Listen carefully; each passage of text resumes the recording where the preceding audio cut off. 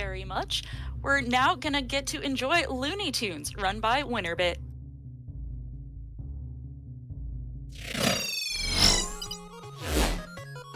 Alright, are we live? I think we're live. Sweet. How's it going, everyone? Hope you are having a lovely, very early Saturday morning. If you are in the US, of course. This is gonna be an interesting run. This is Looney Tunes for the Game Boy, made in 1992, and it's by Sunsoft. So, clearly the mark of quality. And let's just go ahead and get into it. I'll explain things as best I can as the run goes. So, yeah, I'm gonna go ahead and give the countdown if we're all set. So, in 5, 4, 3, 2, 1, and off we go. So this is kind of like the ultimate variety package. As short as the run is, you get a little bit of everything. So we're gonna start off with Daffy Duck. The B button is very context sensitive. So in this particular situation, it throws a frisbee. Ah man, I didn't get the momentum boost. That's a shame. I'm half inclined to start the run over, but we're already into it. Let's keep it rolling. Let's just take it casually. These chickens are a bit rude at times. So Daffy's ability is to throw a frisbee, and we're going to see a few other uses of the B button pretty soon. But you're going to notice what I want to do is kind of coast down these slopes as often as I can, so I can maintain the speed boost. Speed boost is very important for, of course, saving time. Picking up the POW is not necessarily that important, but it is good marathon safety. Also, we are going to fight Yosemite Sam a few times. I don't know why he's in the ocean, but yeah, he's living his best life. Gonna go ahead and Terminator our way through him, and I'm gonna take this opportunity to explain the mechanics of this game a little bit better. Long story short, the entire game shares the same core mechanics, but each character plays a little bit differently, and every stage has a different character. Here's a recently discovered boost. Nice, first try. Let's go. And remember that one Looney Tunes episode where Daffy Duck fought a giant mechanical fish underwater? Yeah, that was a great episode. I love that one. So that's one stage down. And a little over half of the stages are going to end in collecting a chest or some sort of collectible.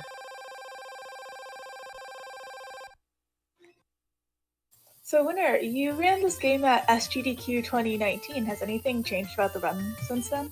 I did in fact run it at SGDQ. The only thing that's really changed significantly with the run is that the current world record holder has reduced his record even further. At this point, I was maybe 6 seconds off record when I first got my original streak of PBs in this game. And my current record, my current PB is about 14 seconds off the new record that was recently set. The record is 10:04 by Chencool.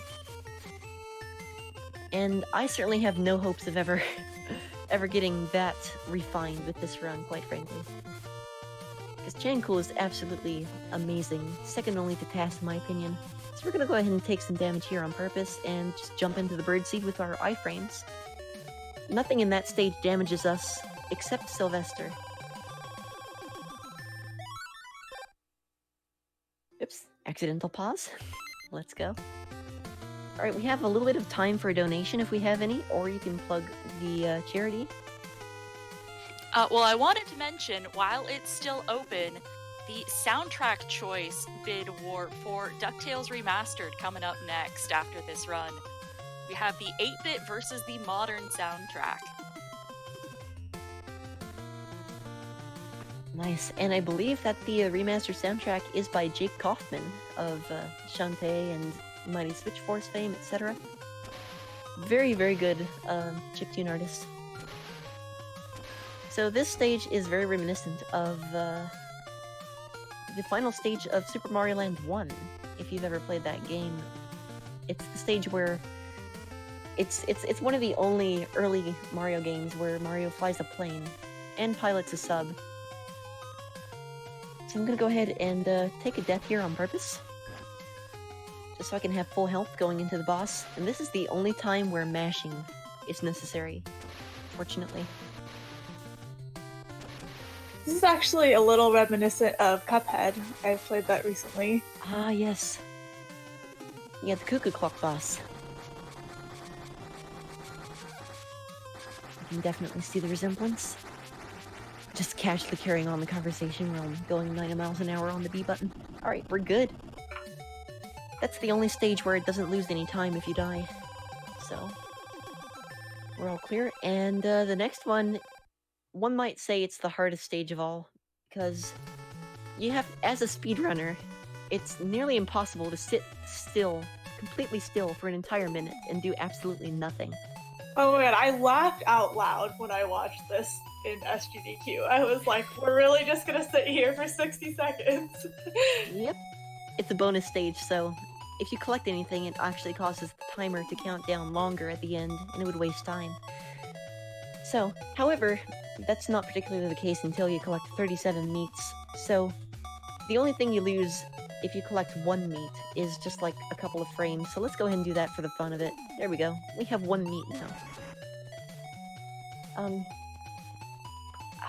You can also make a Taz dance if you press the down button, which is a lot of fun. You can also spin in place if you hold down and a direction. So very interesting quirks. And time's up. So now we're approaching the actual hardest stage in the game, Speedy Gonzales. One thing I should probably mention about the hit point system is things like the frisbee deal 1 hit point of damage to enemies, and stomping on their heads deals 2. So, for example, this mummy has 15 points of health, so 8 stomps will take care of him. However, Speedy Gonzales' B move, there we go, got the nice boost there. Always want to get that. Speedy Gonzales' B move is very strange. You'll see it in a little bit. Ah, darn, didn't get the jumps there. But it's essentially, you dance around, you have to hold still to do it. You dance around and produce stars, which cause the equivalent of a half point of damage. So, it's like by far the weakest attack. But it is useful here and nowhere else. Let me see if I can do this, because I want to show it off. It's a 9-second time save if I can get a wall clip here.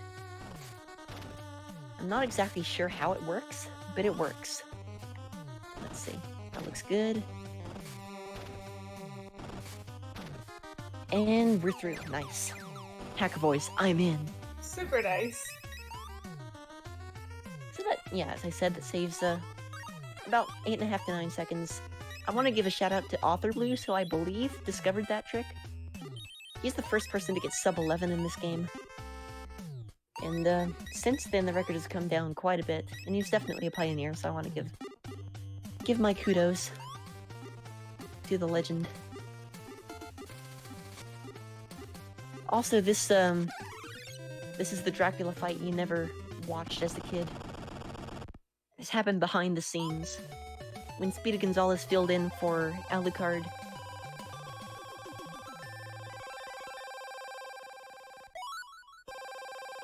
Very long countdown here. And we're on to Speedy's, no, Speedy, we just did Speedy. This is Roadrunner. And it's basically one big boss fight, after you get past the rocks. The best part of this stage is that the B button now causes meep meeps. And not only that, you can actually press the B button in midair, store a meep, and execute it on the ground. Plus, single meep storage is a thing as well. So it's objectively the best move in the game. And it's no wonder that Roadrunner is OP. Someone in the chat asked, to get a good time in this game, do you need good RNG, or is it all pretty stable? It is like 95% execution, I want to say. It's a very, very consistent run. One thing that is RNG is in Tweety's stage, the bats that fly from right to left, like the baseball bats that fly from right to left, are RNG. You don't know when those are going to pop up. But other than that, it's pretty safe to just assume that you're never going to have to deal with RNG. Anyway, welcome to the final stage of the game. I just completely spaghettied that room. That was pretty good. Anyway, it's alright because we don't necessarily need to keep any cycles going. If this were a Frogger run, which you'll see a little bit later, that would definitely have mattered. However, every screen is a fresh opportunity to succeed. I barely know what I'm saying. It's like 1:30 in the morning. So here's the boss rush, featuring a couple of bosses we never even saw before. And I have my theory as to why that's the case, mainly because they ran out of time or space on the cart or funding or something to include them elsewhere in the game. Okay, this is an incredibly sloppy fight, and I'm gonna do this over because I want to try to get this trick. This is more important than going fast, is getting this trick, because it's really, really cool. If done right, this will allow me to skip an entire long room. There we go, and we did it. Okay, it doesn't matter that we died there because that saves about 15 seconds. Oh, super This nice. takes us right past a boulder room where you have to... It's like Indiana Jones. You just, get chased by a boulder all the way down several flights of stairs. It takes a long time. So obviously we want to skip that in the speedrun. Elmer Fudd tends to ruin a lot of runs. He's faster than you in midair, and he is pretty unpredictable for the most part. But this was a pretty clean fight, and time is coming up. 3, 2, 1, time. Whew. That was not bad. Let's go. Yeah, this noise is very annoying, so it's advised to remove your headphones for about 10 seconds.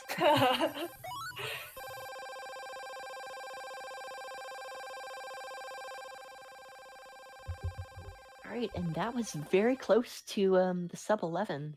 That was the holy grail for this game for quite a while, so I'm definitely happy with that.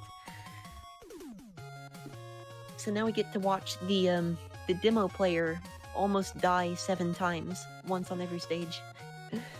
Whoever, I'm pretty sure they hired that person who wrote the Cuphead review to play this game for the demos.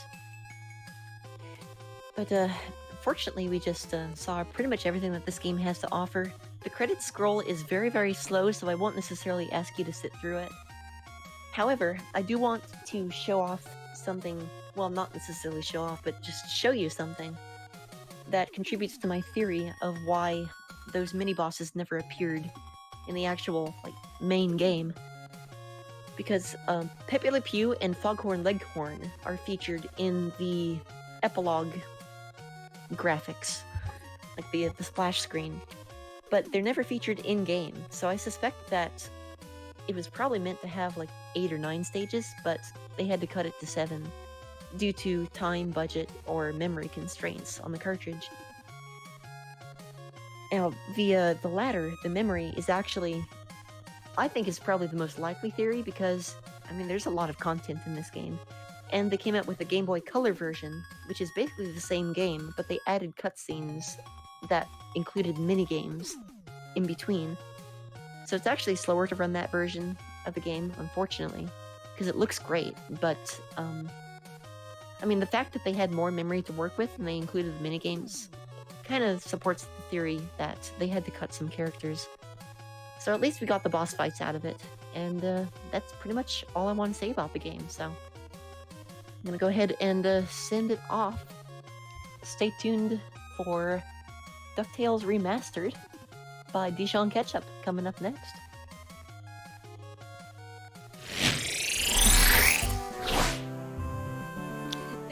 WinnerBit doing my job for me there. I'm used to it. And we have a $50 donation from Anonymous. No comment, but thank you very much for your donation.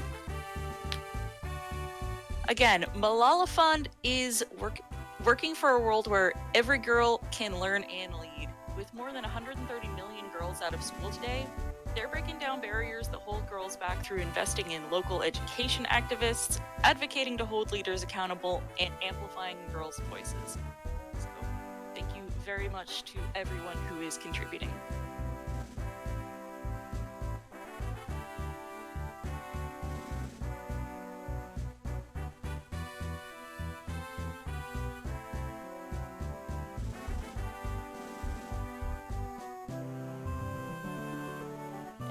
Coming up very shortly, if it has not been done already, we will be soon closing the soundtrack choice incentive for DuckTales Remastered. We've got 8-Bit in the lead right now against the modern soundtrack. So if you would like to hear the modern OST, get your donations in.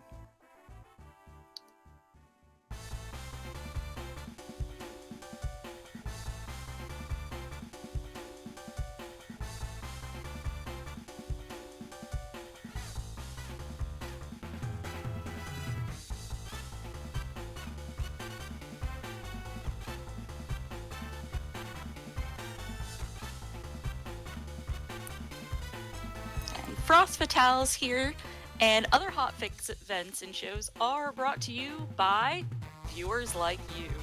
Your subscriptions and bits help keep the channel running for these fun events, including shows like Frost Fatales, Random Number Generation, Retro Reboot, Time Capsule, Learning with Liz, and more.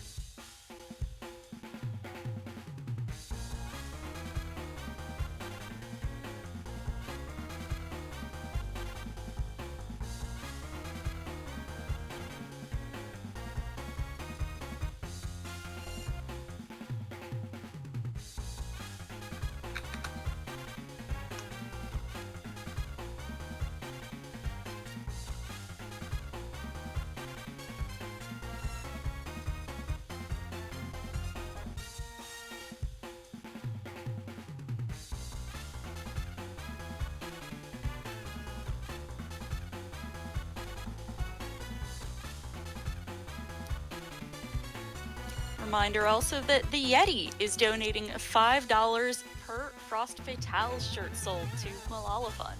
You can find the shirts at theyeti.com.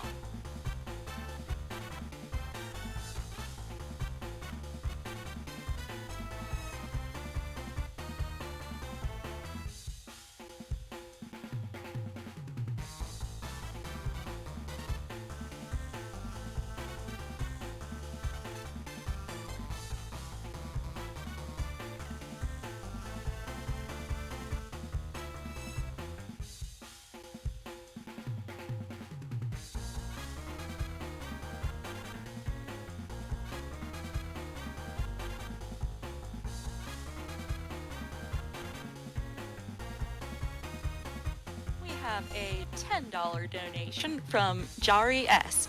No comment? Thank you very much for your donation.